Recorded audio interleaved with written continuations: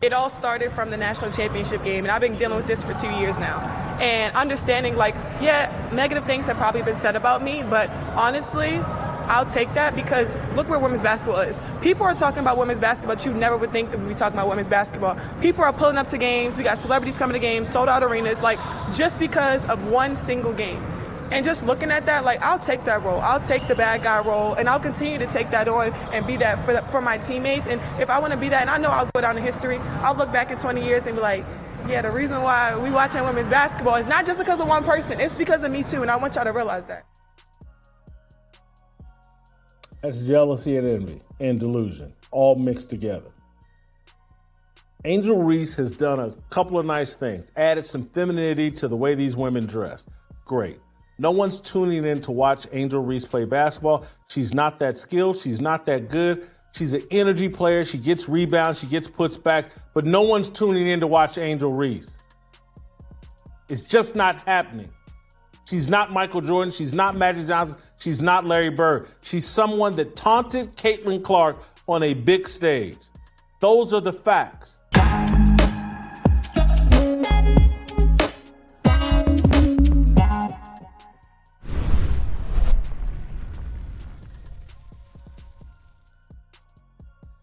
What if I told you the story everyone thinks they're watching isn't the one that's really happening?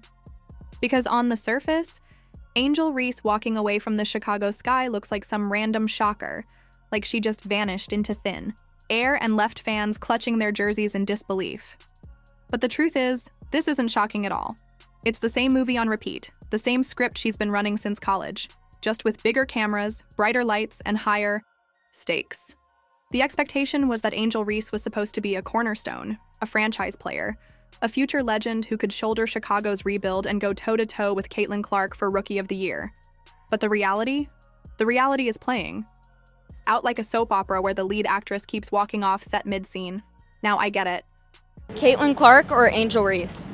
Caitlin Clark. Why? Angel Reese is just like ratchet. From the interviews I've seen, I don't watch women's basketball, so Why? I just can't be bothered. It's not that interesting. Fans want to believe this is just about a back injury. They want to think it's temporary, that she's resting, that she's pacing herself for a comeback moment. Because that's the comforting narrative. Everybody loves a redemption arc. But if you've been paying attention, if you've been watching not just the games but the patterns, you'd know this isn't about one injury or one missed game. It's a cycle. It's a formula. And the formula doesn't end with a trophy. It ends with another disappearing act. Let's break this down because here's where it gets interesting. On the surface, her back being the problem feels symbolic, doesn't it? She's supposedly carrying the weight of the Chicago sky, carrying expectations, carrying the villain role the media wrapped around her neck. But the moment it got heavy, the moment it stopped being fun, suddenly her back gives out. Is it an injury or is it a metaphor? Because the last time she pulled this act, it wasn't her back, it was her wrist. Can't experience. I don't have any above the rim experience. On the other hand, I'm not Angel Reese. I'm 99% on my layups because I can't afford to miss a layup. My layup is my dunk. You understand me? Right. And before that, it was her piece. Each time, the story changes, but the outcome is the same. Angel Reese isn't there when it matters, and that's what separates her from someone like Caitlin Clark. Clark doesn't need to beg for attention. She doesn't need to repost cryptic TikToks or throw shade online. Her game does all the talking. When Clark steps on the floor, you know she's going to grind. Heavy minutes, double teams, hard fouls, pressure situations. She stays in it. Meanwhile, Reese has become the Houdini of the WNBA. One moment she's front and center with a big smile and a viral highlight, and the next moment she's vanished, nowhere to be found, leaving her teammates to answer for the mess. Now here's the twist, the second best point in this whole saga, but still one fans don't want to admit. The Rookie of the Year debate between Reese and Clark, it was never real. Never. That was a fantasy cooked up by media outlets hungry for clicks, desperate to create drama where none existed. The disparity between Caitlin Clark and Angel Reese, we've established that Angel Reese is Caitlin Clark's Bill Laimbeer. Caitlin is Jordan. Angel Reese is Bill Laimbeer. She is relevant for the reason that Kelsey Plum got in the news recently because she has attached herself so intimately to Caitlin Clark, going all the way back to when she pointed at the ring finger at LSU and became a villain, and then has denied that she was a villain while continuing to act villainous throughout much of her young pro career. Now, Caitlin Clark comes into your town and fills your building in a way that you can't fill it. Reese wasn't in Clark's league on the court. The numbers weren't close, the impact wasn't close, the leadership wasn't close.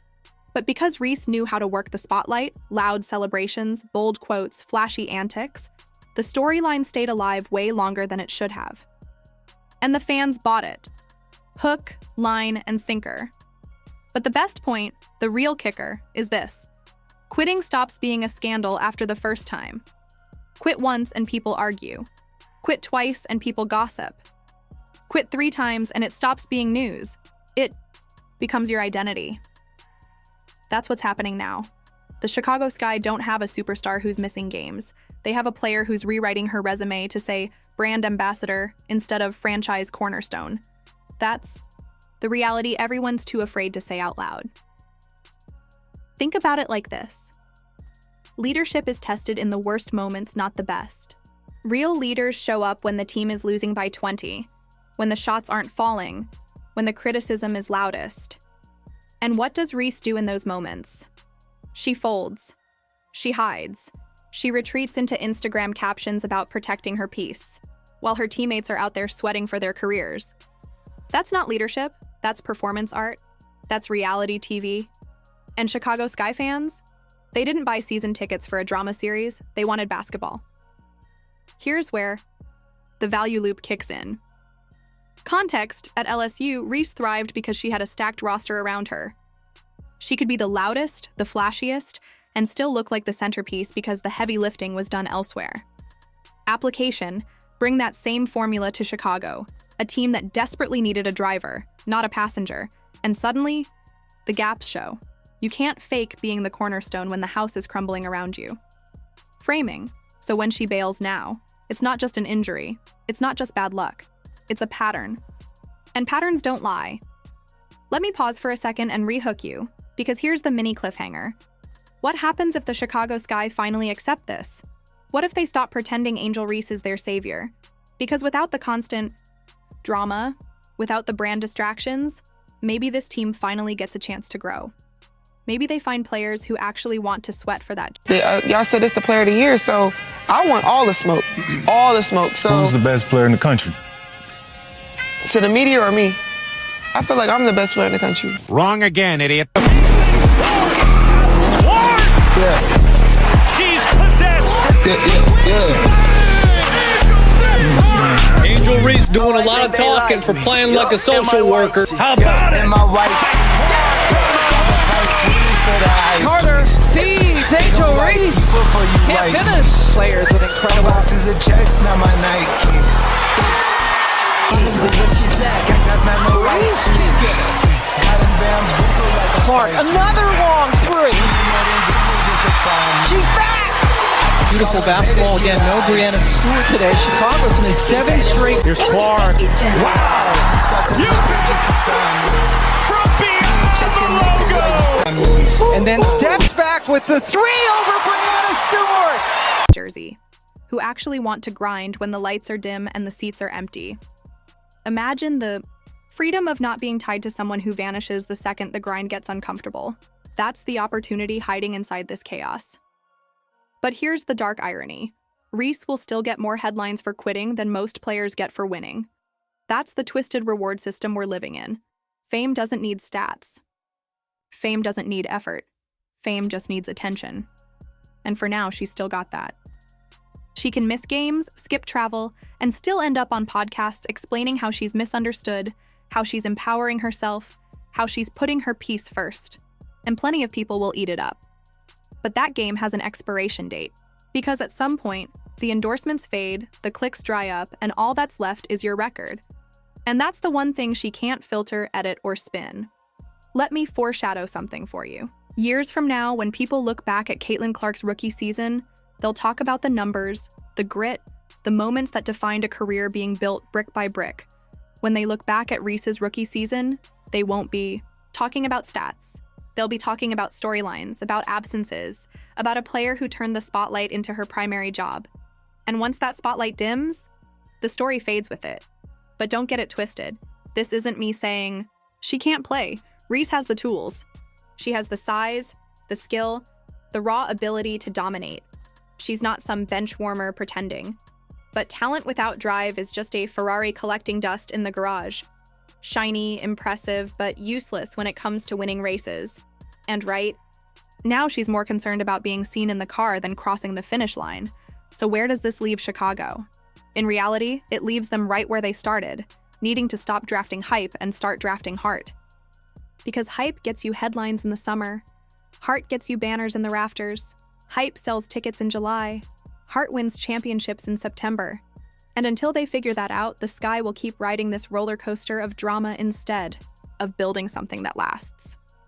And here's where we land the plane. Expectations were that Angel Reese was the savior, the rival, the future face of the league. Reality is she's playing a different game entirely, one where Instagram engagement matters more than box scores. Fans expected a cornerstone. They got a billboard. But the Sky doesn't have to stay stuck in this story. They can learn, adjust, and start building around players who actually want the grind. So let me leave you with this. Fame without substance never lasts. The spotlight eventually moves on. And when it does, only the work remains. Angel Reese still has a chance. She could rewrite this whole narrative tomorrow if she wanted to. But until then, the Sky aren't looking at their leader. They're looking at a ghost. And maybe, just maybe, the real future of the WNBA isn't about who shouts the loudest, but about who shows up the most. And if you're still watching right now, you're probably the type of fan who values the grind over the headlines, which is exactly why you'll want to stick around, because we're diving even deeper into the stories behind the game, the ones the hype machine won't tell you.